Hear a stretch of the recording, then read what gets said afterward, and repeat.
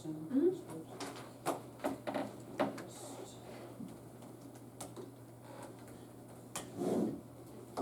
ready. Start ready? Okay. While democracy must have its organizations and controls, its vital breath is individual liberty, as stated by Charles Evans Hughes. Today, we affirm that social media is necessary for democracy. Some words from the proposition in which we will be defining includes the definition for social media provided by Oxford Dictionary. Can be defined as websites and applications which enable users to create and share content or to participate in social networking using a computer or mobile phone. A more detailed definition of media also comes from Oxford Dictionary and states that media is the main ways that large numbers of people receive information and entertainment, which can be within television, radio, newspaper, and now the internet and social media. The definition of democracy, according to Webster Dictionary, states that a government in which the supreme power is vested in the people and exercised by them directly or indirectly through a system of representation, usually involving periodically held free elections. The last definition we want to define is necessary, in which Merriam-Webster defines as consequence or connection must happen or exist because of the nature of the things or events involved. Next, I will be discussing our observations and starting off with information. Social media has become a primary source for many people of where they get their daily news and information from. Whether it's Facebook, CNN, or Twitter, Ethan Zuckman states that it is a tool used to create and share information with friends and family, and potentially the wider world. Social media gives us quick access to documents, articles, photos, and videos, making it incredibly easy and beneficial to use. Cus Sunstein from the International Journal of Human Rights writes that for people to govern themselves, they need to have information. They also need to be able to convey it to others. Social media platforms makes that easier a ton. Sunstein also states that citizens should be in a position to distinguish between truth and falsehood, and to know when democratic processes are being manipulated. In democracies, it is fair for people to disagree about what the truth is. But if people are knowingly spreading lies, and if nations are attempting to disrupt other nations, some process should be in place to enable citizens to have access to the truth. Social media. Basically, the main objective of social media is to share information and connect, which leads me to my next topic of connection. As the population of democracy grows, the need for a connection between citizens and representatives grow as well. Where connection was once maintained by radio, broadcast, and continuing on to websites, and now social media fills the shoes for people's voices in the government. News outlets used to be so controlled and guarded, but now with unlimited access to any and all news sources, we are more connected to issues as a society. We can all share our personal opinions and articles and events the moment they occur. Jason Riddle from the Arkansas Journal of Social Change and Public Service states that social media has the power to affect a social change on society. Social media has allowed thousands of people, if not millions, to have a voice and spread the information that the user feels is relevant and important. Along with connection, social media also gives us a space to learn about diversity and new perspectives. Ethan Zuckerman states that in theory, you can connect with 2 billion people from virtually every country in the world on Facebook. For our last observation, I want to look into the spread of issues and problems through social media. One of the best examples we, the affirmative team, can offer for an understanding is by looking at movements such as the #MeToo movement and the Black Lives Matter movement. Pew Research found that the Me Too movement was used more than 19 million times on Twitter. That's more than 55,000 uses of the hashtag per day, as stated by Dalvin Brown from the USA Today in 2018. The Black Lives Matter movement is an ultimate example of a movement that's found successful amplification through social media. According to a Pew Research study, the hashtag has been used nearly 30 million times on Twitter, an average of 17,003 times per day, says Caroline Simon from USA Today in 2018. Social media is the driving force behind these movements and organizations, which ultimately aids in democracy. In conclusion, social media is necessary for democracy. It allows for a space of open dialogue for everyone to pitch in with their opinions. Social media is accessible. Social media connects people across the globe. Social media informs society about issues. We, the affirmative, believe that democracy is better with the use of social media. Thank you.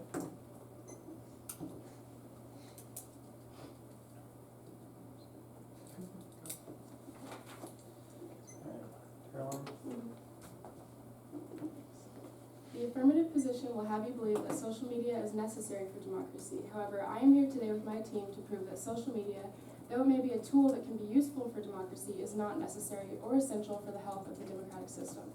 Social media, according to Merriam-Webster, is defined as websites and applications that enable users to create and share content or to participate in social networking. Additionally, according to Merriam-Webster, democracy is defined as a government by the people, especially by the rule of majority. This implies that it's a government system that thrives off of the involvement of informed citizens. In an article written by National Geographic regarding the democratic structure of ancient Greece, quote, democracy is the idea that citizens of a country should take an active role in the government of their country and manage it directly or through elected representatives.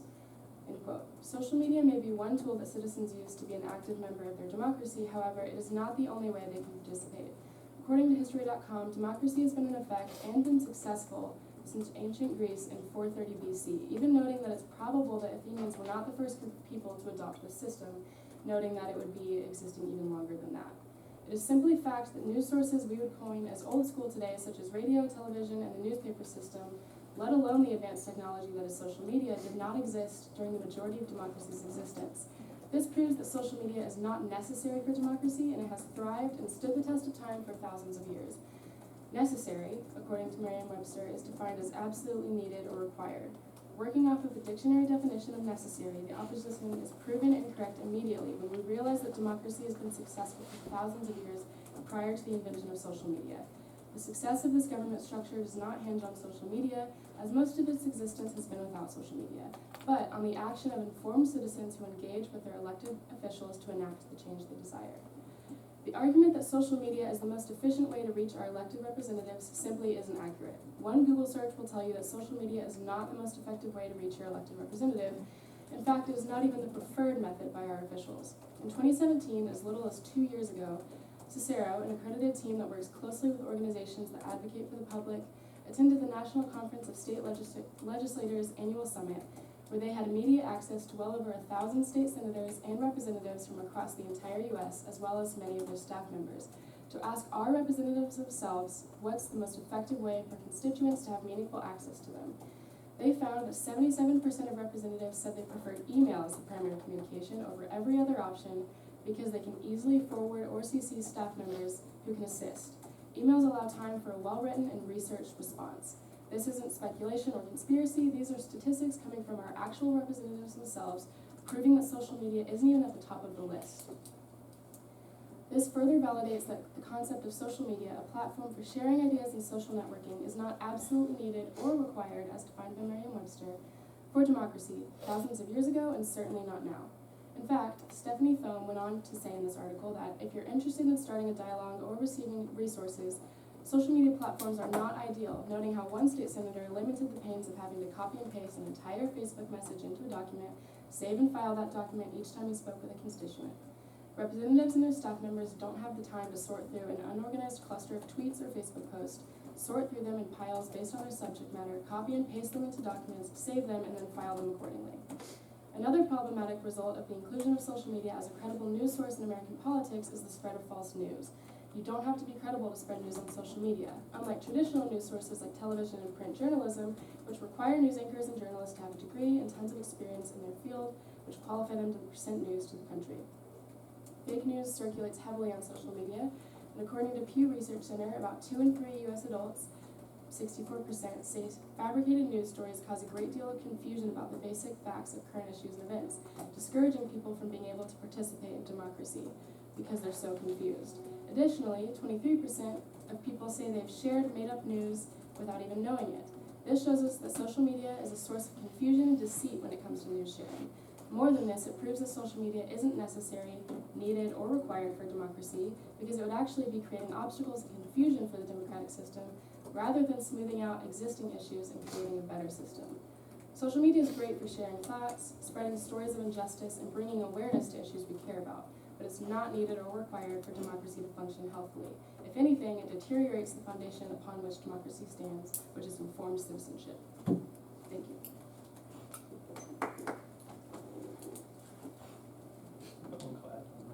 That's a killer clap, dude. All right, so the crossfire between the first two speakers. 2 minutes. So I'd like to address how you said that people should be able to decipher information as truth or falsehood. And I would like to point out that social media I've established as a place where news is often confused, noting that 23% of people shared fake news without even knowing it, which leads to 64% of Americans not participating in politics because they're discouraged by confusion. So how would you say, based off of those statistics, that social media is a place that actually enlightens people rather than confuses them further? Fake news or false news, as you guys say, has always been around since kind of the beginning of democracy as a whole. We're all humans. We tend to just spread that stuff as a whole. Could you repeat the last part of that question real quick? Yeah, so I've established that social media is a place where news is often misconstrued and confused, which leads to 23% of people sharing fake news unknowingly, which then leads to 64% of Americans that say fabricated news stories cause a great deal of confusion about the basic facts of current events and issues, which discourages them from participating in politics at all. So how is social media a tool that enables people to be more active, informed members of society rather than confused ones who don't know what to do because they're confused on what's true?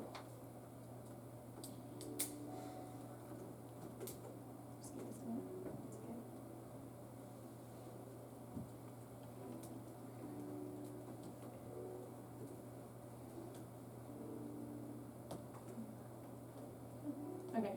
Clearly throughout history, we see fake news reportings, and it's not useful, but it will never stop because the First Amendment protects the media and the individuals behind it. If our own Constitution protects fake news and the media, it is the job of the people to educate themselves, and it has been since the beginning of America.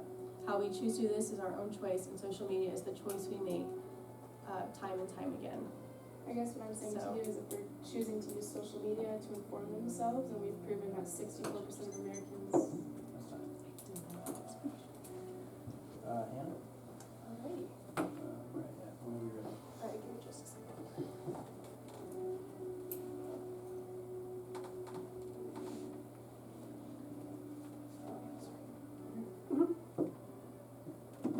Alright, so we're going to just quickly review the negative speech. I'm going to touch on a few things. So, the negative admits that social media is a tool for democracy, but they're saying that it's not necessary for democracy. And I'm here to tell you that because of my affirmative case, that is obviously not true. So we're going to go on to say that, the negative also mentions that it didn't exist during the majority of democracy, so it isn't necessary for democracy now. Well, as democracy evolves, as humanity evolves, we need new ways to connect to our people and connect to each other and connect to our leaders. And the best way to do that is simply through social media, as we can see again through our affirmatives case. I have some data here about,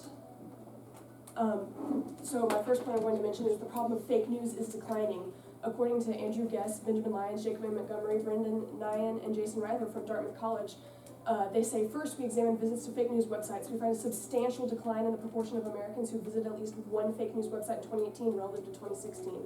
Our data also indicates that consumption of these sites continues to be concentrated among a small subset of Americans with strong preferences for ideological media, especially those with the most conservative media diets. The prevalence of fake news and political advertising on Facebook seems to be overstated, which suggests that they are unlikely to cause massive changes in public opinion that many commenters have feared. Moving off of that onto another piece of evidence that further supports that, echo chambers are not destructive. So in that point, we mentioned that kind of like the small ideas are kind of just being tossed back and forth. So to build off of that, echo chambers are not necessarily as destructive as popular discourse can make them seem. But even more importantly, we have shown that if segregation happens, it is not in itself the cause of an inability to debate. Instead, the existence of echo chambers is the consequence of differences in preferences and of uncertainty and mistrust about other people's motives, said by Old Jan and Christopher Schottmuller. They're both college professors, and I got that off economics.ox.ac.uk. Basically, I am introducing the idea that echo chambers are naturally occurring on social media. We can never avoid them. Churches are a form of an echo chamber that we participate in weekly, daily, in our own lives, and we choose to be members of these echo chambers so that we can bounce ideas off each other. Another point about echo chambers increase political solidarity. Solidarity is essential for political action. You probably won't attend a protest, for example, if nobody else is going to be there. in your echo chamber, at least you know you're not alone. Social media helped drive people to the Women's March over Inauguration Weekend, and it also directed Americans to airports across the country to protest Trump's executive order on immigration and refugees. A Delete Uber campaign, which protested the company's lack of solidarity with airport protesters, spurred more than 200,000 people to delete their accounts. Uber chief executive Travis Kalanick subsequently quit Trump's Economic Advisory Council. A Grab Your Wallet campaign urged people to boycott products with ties to the Trump family, and it may have contributed to Nordstrom's decision to drop the Ivanka Trump clothing line. In other words, don't spend all your time arguing with people on the internet. If social media won't bridge the political divide, use it to close ranks.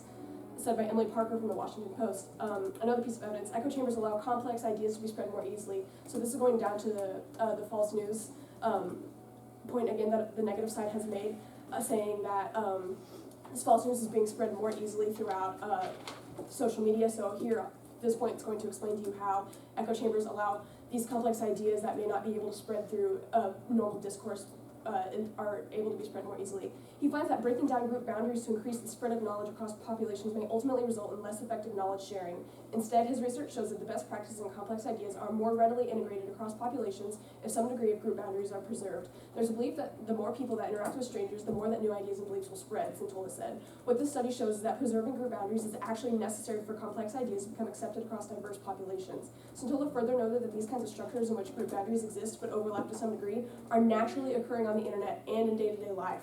Distinct online communities sprout up among people with common interests, yet these groups also have interconnections across their membership, saying that no two people are going to be exactly the same in a echo chamber, stating that we're going to get differences in ideas no matter what, even if it's for the same cause. It could be that the internet is in fact set up and operates in such a way as to allow easier coordination on complex ideas, said by Damon Santola from the University of Pennsylvania. Another point about echo chambers and the spreading of fake news. Echo chambers are spreading more truth than fake news. The results show that individual beliefs in homogeneous groups became 35% more accurate after participants exchanged information with one another. And although political beliefs became more similar to their own party members, they also became more similar to members of the other political party, even without any between-group exchange. This means that even in homogeneous groups or echo chambers, social influence increases factual accuracy and decreases polarization. Our results cast doubt on some of the gravest concerns about the role of echo chambers in contemporary democracy, says co-author Ethan Porter, assistant professor of media at the public affairs at George Washington University. When it comes to factual matters, political echo chambers need not necessarily reduce accuracy or increase polarization. Indeed, we find them doing the opposite, said by Joshua Becker and Ethan Porter, Joshua Becker from University of Pennsylvania and Ethan Porter from George Washington University. Basically, to sum it up, I have 4 instances of evidence. Thank you.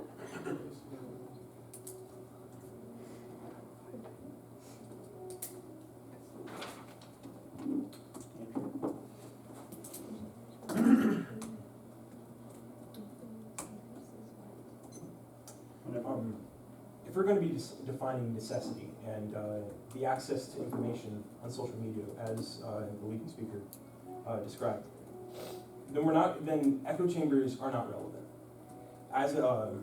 As the U.S. Census Bureau pointed out, only the rate of voter turnout has only changed marginally. It's hovered around the same since 1924, which is sort of the popularization of radio and immediate access to information. In addition, the rapid spreading of fake news is very alarming. Like we said, 23% of all people say that they have shared fake news, and that's damaging to our democracy.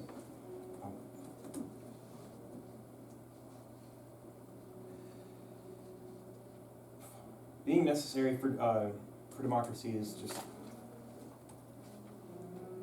we're not talking about all forms of social media. We're talking about immediate access to information. If prior to social media, journalists were held more accountable. They were held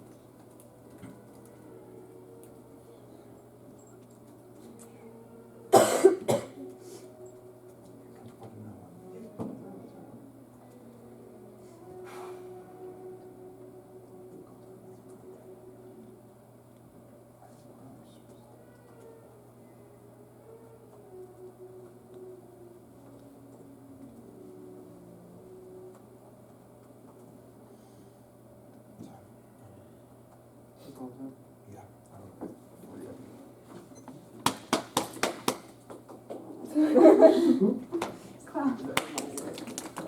Thank you. All right, here, Crossfire. They maybe want.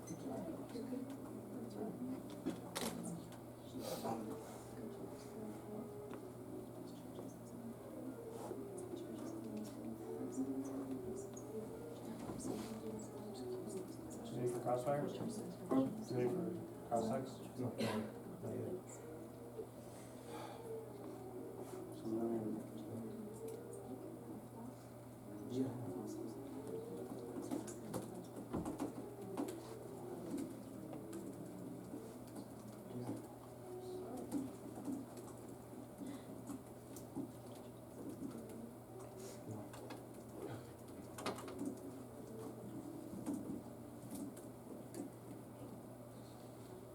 ready? Give me like 10 more seconds. So,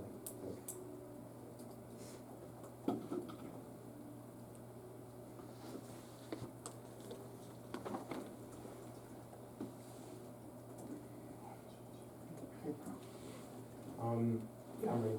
Let's go. What's wrong? Do you have any social media accounts? Yes, but I don't use it for news or, arguing my points You online. don't discuss politics at all on social media? No, I don't. That's interesting. Okay. How would you define fake news? News with Do you have an actual falsities. definition? An actual definition? I have the definition of false, Okay, that's not fake news, so that's. but that is fake. It's news and it's fake. It's spreading false information to the people. Can democracy And exist without social media is a participation of very, people? very effective way of doing that, given that how easy ideas spread on there. And the fact that you're utilizing fake news to spread your ideas We're not utilizing fake news, proves we're utilizing social proves media. that not only is this a network of communication in which not only is this a Thank you, network that's all I of needed. Can What? democracy exist without the participation of the people? Can democracy exist without the participation of the people? Absolutely not. Okay, and how are people participating in democracy now? How many people? No, not how many, how are they participating in democracy now? By going to polls and You said using- yourself that voter turnout rates are going down. Yeah, so they that's are. false. No, voter turnout rates are going down intrinsically.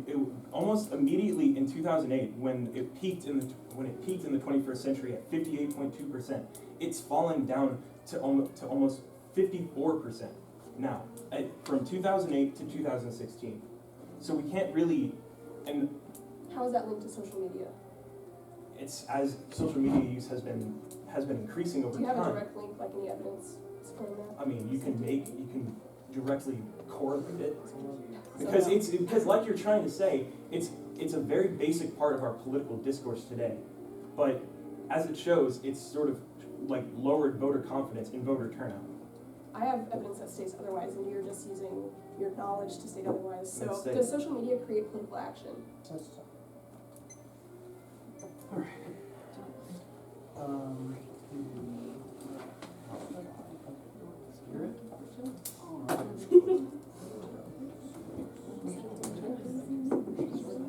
Whenever you're ready. All right, so on the affirmative side, one of the main reasons that we feel that social media is necessary for democracy is because the population as a whole is continuously growing. And as a population grows, the need for a stronger connection to bind the citizens and the government needs to grow as well. So in the past, where that connection was held up by radios, broadcasts, news stories, is now being replaced by social media.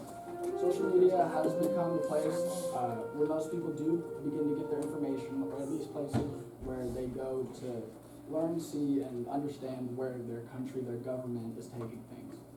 A reason that democracy is necessary is we have to understand that democracy on its own is not permanent, meaning it is constantly changing, and without a consistent support from its people and a constant involvement, it will collapse on itself. So under that basis, we know that social media, one, brings in people to politics. It makes more people active. We know that in the most recent election, Facebook had a I voted hashtag that was able to bring an extra 340,000 voters. So we know that it does bring in active people in democracy, and that's essentially what is needed to maintain the power within the people's hands. Scottish historian Alex Alexander Tilter has a model called the Tilter cycle, which explains how democracy goes from pretty much a country being enslaved to then having freedom, abundance, and eventually giving into, well, apathy, and eventually the democracy collapses. So if we know that social media is allowing more people to become involved, it's creating easier access for people that originally did not have, the means to see what their representatives were saying or even speak to them directly.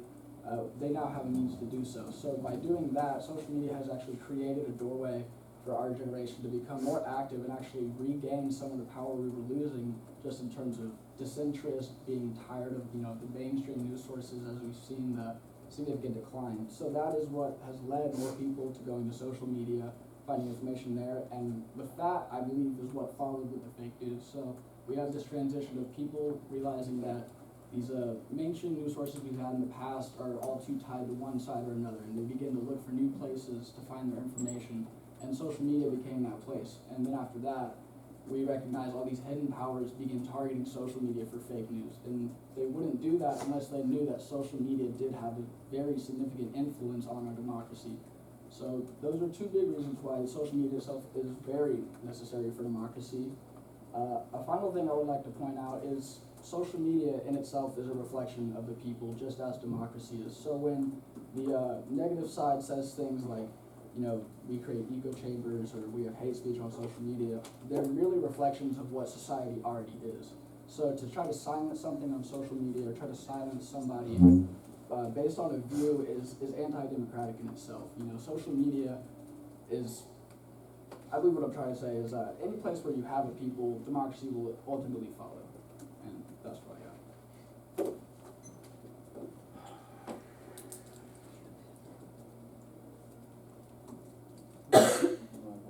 No worries.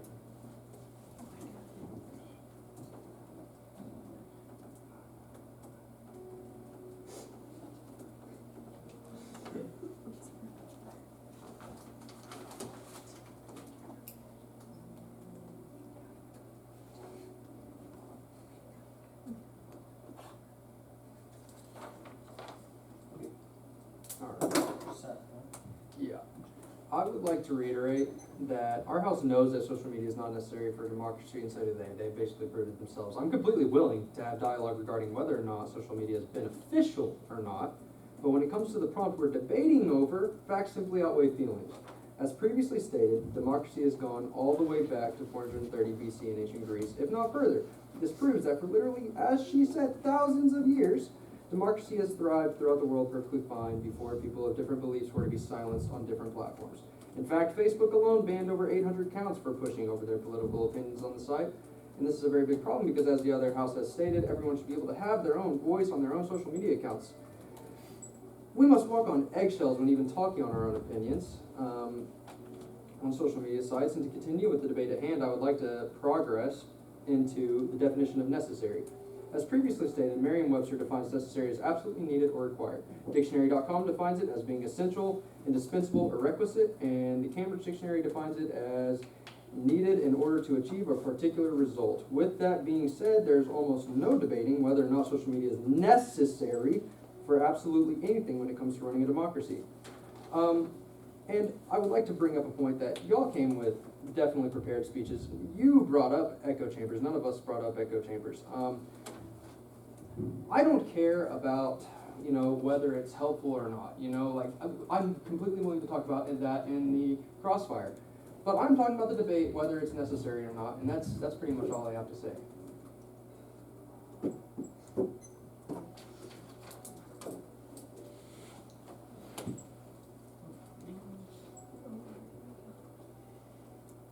Okay, so do you want to talk about why you brought up stuff like echo chambers or, or even when we brought up the other form of media, like we're talking about the necessity of social media, like on apps and computers, etc., for the necessity of democracy.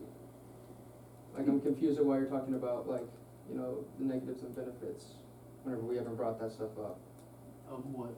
Like echo chambers, stuff like that, Well, I was proving with my points that echo chambers they occur on social media naturally, so we should be talking this about is the them. Grand Crossfire? Yes. Oh, okay, Yeah. yeah, she can Oh, talk this about is it. the Grand Okay, Crossfire. I was Oh, worried for a second, I was like, what just? Yes. So I was stating that echo chambers they naturally occur on social media, so we can't avoid them, so we might as well explain why they're necessary Oh, got you. for social media, and then through that, we also see that social media is necessary for democracy. Wait, so what do you mean by necessary? How do you define necessary again? I got that. Because, I mean, I just brought up 3 different Do you places I want me brought to up explain it? necessary. The last definition we went to define as necessary, in which Merriam-Webster defines as consequence or connection must happen or exist because of the nature of the things we're meant to. Okay, Or okay, events perfect, involved. thank you. So like, why in any reason does social media have to exist for democracy to succeed? Or to So- even be alive at all? So basically, we think that it's necessary for democracy because it's our most accessible, the easiest way So to beneficial. access Got you, democracy. beneficial to democracy. Well, not necessarily. It is necessary for democracy because we wouldn't be able to have this connection to people and to our own Not as government well, so it's without. beneficial, right? Yes, but it is also But it's not necessary because necessary there's no because other if we form for us completely to do threw all of that. our phones away, we could vote on who wants to be the leader. But that's Voter still. turnout has been constant since 1960. It's the way that democracy lives out is through voter turnout. Mhm. Voter turnout is almost directly correlated with voter confidence, and it's basically the same since traditional media has been. I have a Like, piece since of the evidence advent here of that states, I mentioned all the different types of organizations that kind of started on social media, and Mhm. how if that's the case for all of these things that had started on social media, why would voter turnout? And even my teammate mentioned that because of the Facebook vote here thing, it was over 300,000 people went and voted that they wouldn't have otherwise voted. So social But- media's been beneficial, right? Absolutely. So, yes, but that doesn't make it necessary. necessary though, It- because just I because think there's that more it people makes it voting doesn't mean necessary. people weren't voting in the first place, right? I mean, So I mean, because democracy was still alive, right? In 1960, the voter turnout was 62.8%. Was social media around then? Because that's higher than our numbers today. I think a good thing to point out is when we first started this country, every person had the right to just walk into the White House and That's speak not with their true. president. Yeah, you That's talk about Yes, Hoover. it is. Hoover, his quote, there's a quote where he speaks about a milk carton dude that walked in the Oval Office and they had this conversation because back then our democracy was built around the idea that there was no power distance, that anybody had the right to speak with their elected official. And so you guys did use the quote that the ideal democracy, oh darn. Alright, okay, give me 1 second.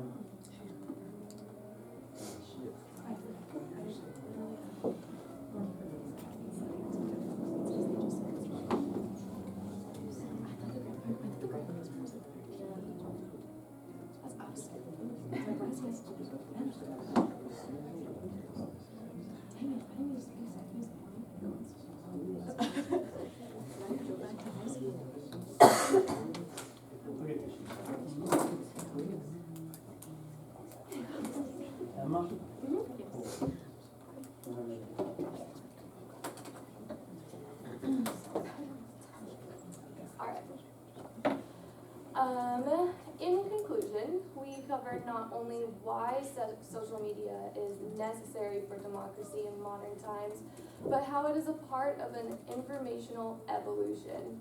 As our population continues to grow, it becomes more and more difficult for people, especially those in marginalized groups, to have their voices heard by representatives. Social media allows citizens to voice their concerns no matter the distance and makes getting involved in politics more accessible to others. Using social media, we are able to share messages of our favorite politicians, making it easier to support the candidates. It also allows the younger generation to get more involved in democracy, as social media is highly popular among young people.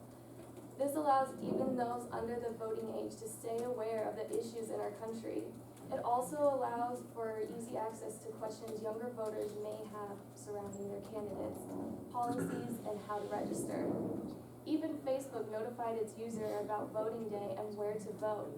With the uses of hashtags on social media, it has also led to increasing voter turnouts by creating fun participation movements. The concept of fake news has always occurred when it comes to discovering new mass audience technologies, such as the development of television and radio. With the increase of political, social, and informational networking, the mass social media has allowed for a more efficient means of democracy. It should also be noted that research has shown a decline in popularity of visiting fake news websites. This has resulted in these websites being unable to create a change in public opinions because they are consumed by such a small subset of Americans with strong opinions and beliefs. This idea of like-minded people being brought together through social media to improve democracy is especially expressed through the success of echo chambers. Without echo chambers, we never would have had accomplished the powerful modern-day protests like the Women's March, Black Lives Matter, the Me Too movement, #Delete Uber, Grab Your Wallet, and actions taken against Trump's immigration executive order. Echo chambers actually has been shown to increase factual accuracy and decreases polarization. Echo chambers are naturally occurring on social media and in the real world. They are seen as a dangerous threat to democracy. They are actually instead completely helpful by joining those with similar ideas, but they still remain as individuals, but now within supportive groups, thus allowing for action to be taken. Unlike in the past where we elected representatives that we hoped would represent the people for us, we are now able to reach out directly when representative is not accurately representing the people. This is so important as our population continues to grow. It can be more difficult to know what every individual goes through. This is why social media is so necessary in democracy now, because those who are not always heard by representatives are able to have their voices heard, so people going through the same issues across the country can join together and start a movement.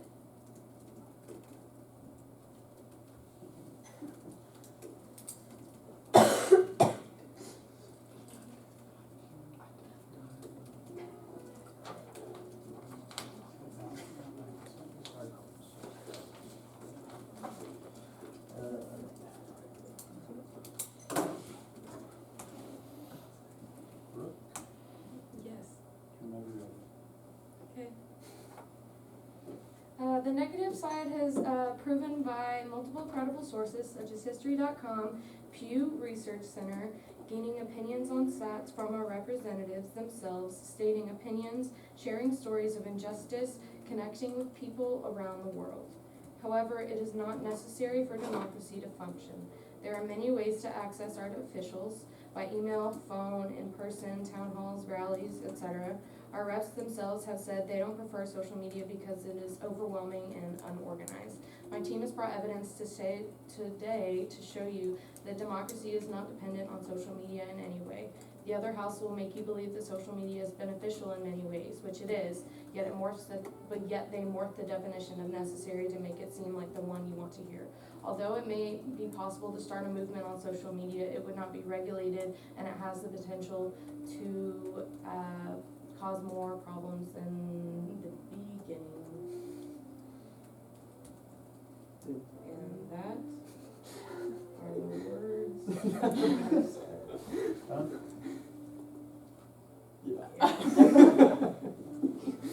Cool, alright. Shake hands with each other, we're all I'm sweaty. systems here.